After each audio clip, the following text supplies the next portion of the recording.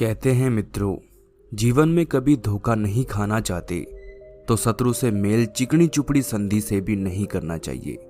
वो एक कहावत है ना कि नीम की जड़ में दूध डालने से भी उसमें मिठास नहीं आता। सांप को पिलाया गया दूध उसकी विष को ही बढ़ाता है। शत्रु और ठग अपना अवसर मीठा बोलकर और नम्र बनकर ही बनाते हैं। नियति कहती है कि शत्रु से मेल हो जाने पर भी उस पर भरोसा मत करो, और स्वभाव से आपका जो बैरी हो उस पर तो किसी भी तरह विश्वास नहीं किया जा सकता। शत्रु से कितनी भी गहरी मित्रता क्यों ना हो जाए, समय आने पर वो अपने पिछले बैर को याद करके आपको कभी भी हानि पहुंचा सकता है, जैसा कि देवराज इंद्र ने पुलामा के साथ किया था। पुलामा इंद्र का दामाद था और पिछले बैर को याद करके इंद्र ने अपने ही दामाद को मार डाला था। इसीलिए शत्रु से मित्रता हो जाने के बाद भी सावधान रहना चाहिए। दोस्तों, आज ये कहानी आपको ध्यान से सुननी है। ये कहानी आपको आपके जीवन में बहुत ही अच्छा सबक देके जाएगी। ये कहानी यदि आपने ध्यान से सुन ली तो फिर चाहे आपका कितना ही गुप्त शत्रु क्यों ना हो, वो आपको कभी हानि नहीं पहुंचा सकता। कई बार हमारे जीवन में ऐसे शत्रु पनप जाते हैं, जैसे कि खेत में बिना बीज के खरपतवार। यदि फसल उन खरपतवार के साथ रहकर बढ़ती रहती है तो खेत में उगने वाली वो घास फसल को कमजोर कर देती है और स्वयं मजबूत हो जाती है। फसल ये नहीं समझ पाती कि ये मेरी मित्र है या फिर ये मेरी शत्रु है। इस बात को तो वो किसान जानता है कि फसल के पास रहकर घास फसल को नुकसान पहुंचा रही है। दोस्तों, इसी तरह हमारे सबके जीवन में अनेक शत्रु होते हैं, हम उन्हें समझ ही नहीं पाते हैं। कुछ तो दिन रात हमारे साथ रहकर भी हमें हानि पहुंचाते रहते हैं। हमारे जीवन में अलग अलग तरह के शत्रु होते हैं। कुछ लोग तो धन कमाने के लालच में हमारे शत्रु बन जाते हैं। वे सोचते हैं कि यदि ये लाभ इसे मिल गया तो फिर मुझे कुछ नहीं मिल पाएगा। दूसरा, ईर्ष्यावश शत्रुता निभा रहे होते हैं कि ये हमारे से ऊपर कैसे गया। कुछ जातिगत शत्रु होते हैं, कुछ स्वभाव से शत्रु होते हैं, कुछ मान अपमान के कारण शत्रु बन जाते हैं। दोस्तों, इस कहानी को बड़े ध्यान से सुनना, जीवन में कभी पछताने का अवसर नहीं आएगा।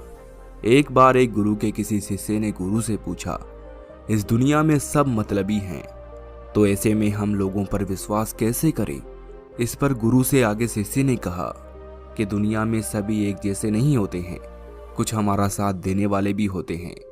तो ऐसे में गुरुवर, हम ये कैसे जान सकते हैं कि ये इंसान हमें धोखा दे सकता है या फिर ये इंसान हमारे साथ कुछ गलत कर सकता है। तो इस पर गुरु शिष्य से बोलते हैं कि बेटा, चलो मैं तुम्हें एक कहानी सुनाता हूँ, उस कहानी में तुम्हारे प्रश्न का जवाब तुम्हें मिल जाएगा। एक बार एक गांव में एक सपेरा रहा करता था। उसके पास एक बड़ा खूंखार सर्प था। वो सपेरा रात दिन उस सर्प को अपनी बीन के साथ नचाया करता था। बीन के आगे नाच नाच कर सर्प बहुत दुखी हो गया था। वो सपेरे के चुंगल से निकलना चाहता था, मगर सपेरा उसे नचाने के बाद पिटारी में बंद करके रखता था। सर्प तो इस बात से ज्यादा दुखी था कि वो दिन भर तो सपेरे के आगे बीन के आगे नाचता है और रात में उसे चूहे नचाते हैं। दरअसल बात ये थी कि सपेरा सर्प को पिटारी में बंद करके सोने के लिए चला जाता था, पर जिस कमरे में सर्प को रखा जाता था उस कमरे में चूहे बहुत थे। वे बार बार उस पिटारी पर चढ़कर उछल कूद किया करते थे, जिस कारण से वो सर्प रात को चैन की नींद नहीं सो पाता था। सर्प रात भर चूहों से बड़ा परेशान रहता। वो पिटारी में बंद होने के कारण उन्हें खा भी नहीं सकता था। एक दिन सर्प के मन में एक युक्ति आई कि अपना काम बनाने के लिए अपने से छोटों के आगे भी झुक जाना चाहिए। बड़ा कार्य करने के लिए शत्रु से मित्रता करनी पड़े तो कर लेनी चाहिए। जैसे समुद्र से अमृत निकालने के लिए देवताओं ने अपने शत्रु दैत्यों से भी सहायता ली थी। एक दिन सर्प उनमें से एक पिटारी पर बैठे चूहे से बोला कि चूहे भाई राम राम, क्या तुम हमारे मित्र बनना पसंद करोगे। हमारा इस दुनिया में कोई अपना कहने वाला नहीं है। ऐसे लोगों के जीवन को धिक्कार है जो बस इतने बड़े संसार में अकेले रहना चाहते हैं, जो एक थोड़े से लालच के कारण मिलजुल कर रहना ही नहीं चाहते। कौन क्या लेकर आया था और कौन क्या लेकर जाएगा।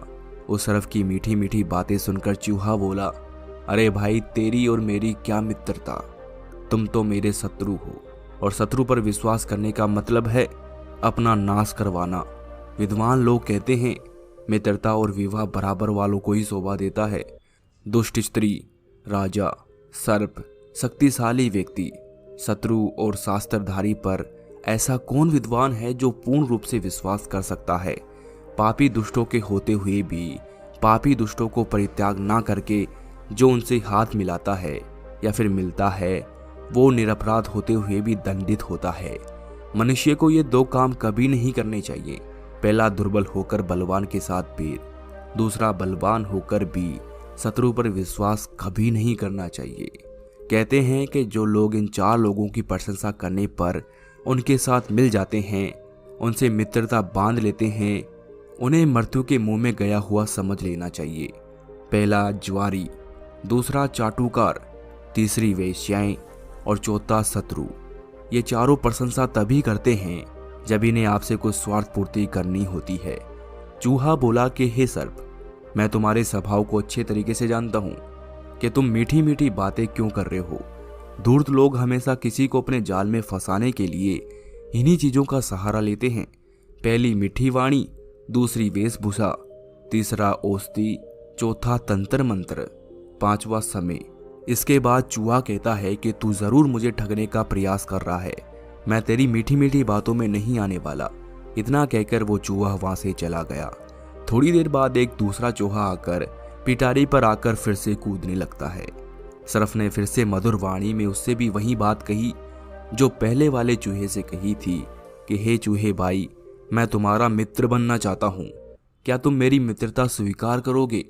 तुमसे मुझे बिल्कुल भी भयभीत नहीं होना चाहिए, क्योंकि मैंने अब संन्यास ले लिया है।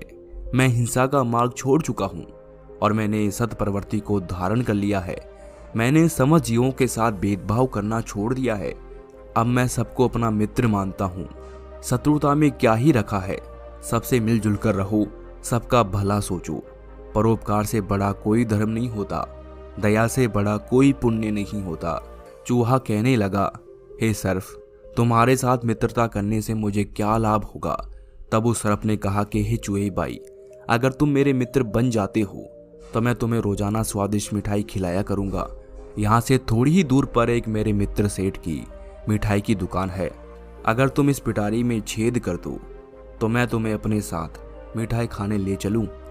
दोस्तों, वो मूर्ख चूहा सर्प की छल भरी बातों को नहीं समझ पाया। मिठाई के लालच में आकर उसने पिटारी में छेद कर दिया। अब सर्प ने उस पिटारी से मुंह निकाला और उस चूहे को पकड़कर खा लिया। थोड़ी देर बाद वहां दूसरा चूहा आया तो उसे भी पकड़कर सर्प ने खा लिया। इस प्रकार उसने कमरे के सारे चूहे खत्म कर दिए और पिटारी से निकलकर जंगल की ओर निकल गया।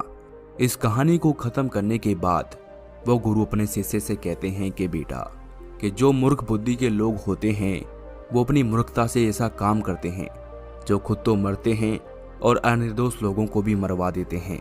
इसीलिए मूर्ख, धूर्त, शत्रु, स्वभावगत शत्रु, पाप करने वाले लोग और अधर्म से जीविका चलाने वाले लोगों से सदैव दूरी बनाकर रखनी चाहिए। जैसे आग लगने पर सूखी लकड़ी के साथ गीली लकड़ी भी जल जाती है, उसी प्रकार इनके साथ रहने पर सज्जन लोगों को भी निर्दोष होते हुए दंडित होना पड़ता है।